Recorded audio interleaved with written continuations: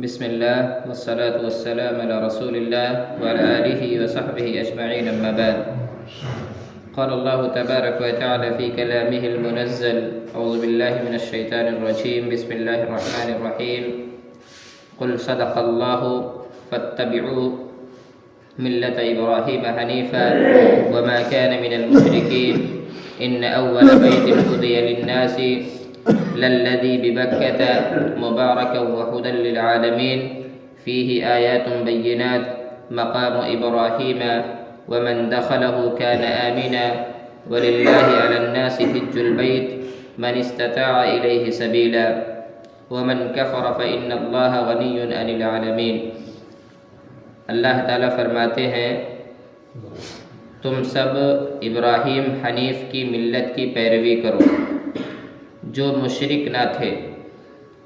اللہ تعالیٰ کا پہلا گھر جو لوگوں کے لیے مقرر کیا گیا وہی ہے جو مکہ شریف میں ہے، جو تمام دنیا کے لیے برکت و ہدایت ہے.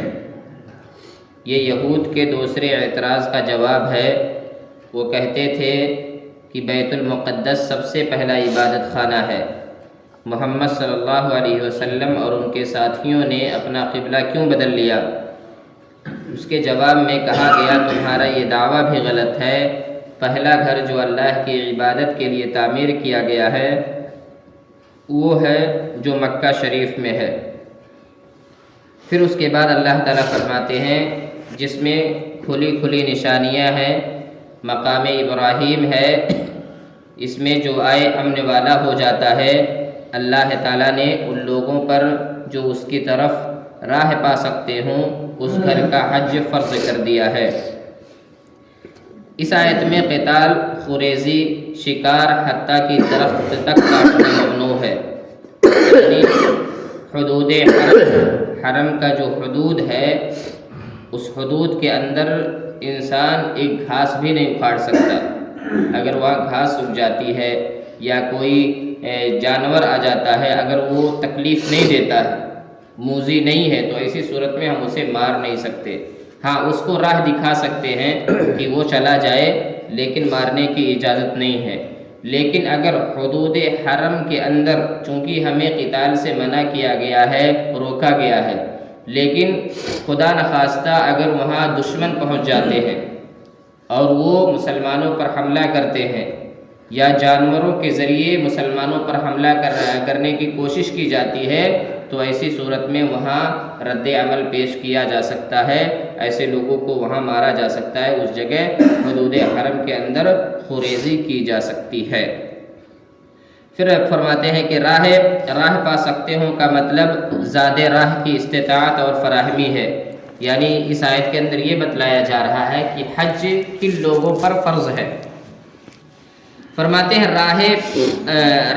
راہ پا سکتے ہوں کا مطلب زاد راہ کی استطاعت اور فراہمی ہے. یعنی اتنا خرچ کی سفر کے اخراجات پورے ہو جائیں. علاوہ ازیں استطاعت کے مفہوم میں یہ بھی داخل ہے کہ راستہ پرامن ہو اور جان و مال محفوظ رہے. اسی طرح یہ بھی ضروری ہے کہ صحت و تندرستی کے لحاظ سے سفر کے قابل ہو. نیز عورت کے لیے محرم بھی ضروری ہے. یہ آیت ہر صاحب استطاعت کے لیے وجوب حج کی دلیل ہے اور احادیث سے اس امر کی وضاحت ہوتی ہے کہ یہ عمر میں صرف ایک مرتبہ فرض ہے. لیکن افسوس صد افسوس، اسلام کی طرف سے جو حج فرض کیا گیا ہے اس کی ادائیگی میں مسلمان بہت زیادہ کاہلی اور سستی کر رہے ہیں. بہترے لوگ ایسے ہیں، ہمارے گاؤں اور سماج میں لوگ رہتے ہیں جن کو اللہ تعالیٰ نے مال و دولت سے نوازا ہے، لیکن اس کے باوجود وہ اللہ رب العالمین کے گھر کا طواف نہیں کرتے، اللہ کے گھر کا حج نہیں کرتے. ایسے لوگوں کو اللہ تعالیٰ سے ڈرنا چاہیے، کیونکہ حج جس طرح سے ہم پر نماز فرض ہے، روزہ فرض ہے، اسی طرح سے اگر ہم مالدار ہیں، خانہ کعبہ تک پہنچنے کے اخراجات کو اگر ہم برداشت کر سکتے ہیں تو ایسی صورت میں ہمیں ہر حال میں رخت سفر باندھنا چاہیے. اور یہاں میں ایک بات یہ کہہ دینا مناسب سمجھتا ہوں کہ ہمارے ہندوستان کا یہ رواج ہے کہ یہ لوگ جب عمر کے آخری مرحلے میں ہوتے ہیں، یعنی بڑھاپے کو پہنچ جاتے ہیں، تب جا کر کے ایک دو لوگوں کو یہ توفیق ملتی ہے کہ وہ حج کو جائیں.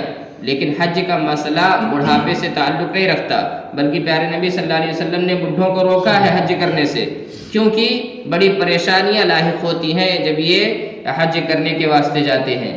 حج کی فرضیت اس وقت ہم پر ہو جاتی ہے جب ہمارے پاس مال آ گیا۔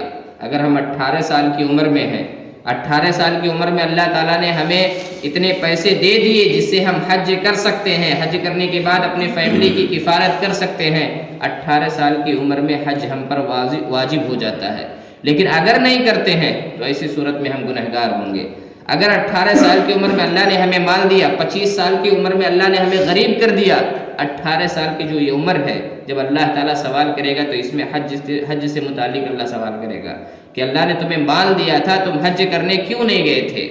لیکن افسوس ہمارے ہندوستانیوں پر کہ وہ زندگی کے آخری مرحلے میں حج کو جانا پسند کرتے ہیں۔ بسا اوقات ایسا ہو جاتا ہے کہ بڑھاپے کے عالم میں ان کے پاس اللہ نے جو مال و دولت دے رکھی ہوتی ہے وہ مال و دولت ختم ہو جاتی ہے، انسان غریب ہو جاتا ہے اور حج کی فرضیت کو ادا نہیں کر پاتا۔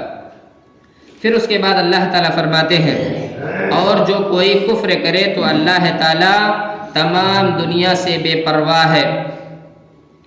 استطاعت کے باوجود حج نہ کرنے کو قرآن نے کفر سے تعبیر کیا ہے، جس سے حج کی فرضیت میں اور اس کی تاکید میں کوئی شبہ نہیں رہتا۔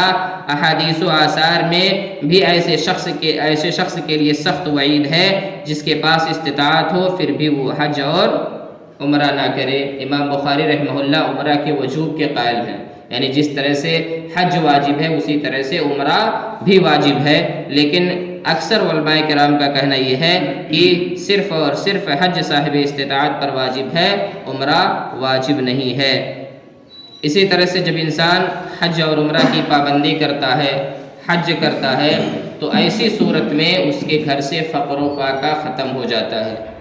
حج کرنے والوں اور عمرہ کرنے والوں کے گھروں میں غریبی بے برکتی نہیں آتی۔